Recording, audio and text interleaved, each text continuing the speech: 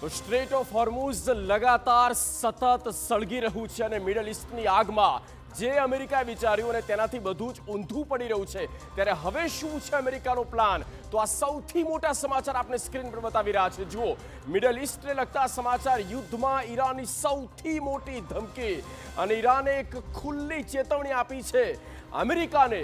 Iran હવે કરશે સૌથી મોટો હુમલો.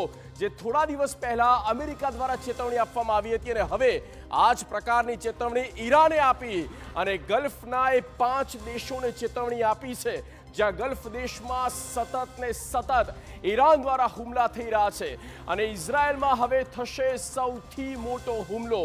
તહેરાનથી જ્યારે આ પ્રકારની વાત નીકળી છે, આ ધમકીના સૂર નીકળ્યા છે, ત્યારે હવે એ બગડતા અને બદલાતા ત્યાંના ભૂ રાજકીય સ્થિતિની વચ્ચે હવે શું કરવા જઈ રહ્યું છે ઈરાન, તેની પર રહેશે સૌ કોઈની નજર. પણ આ વોર યુદ્ધના 19 દિવસ જુઓ.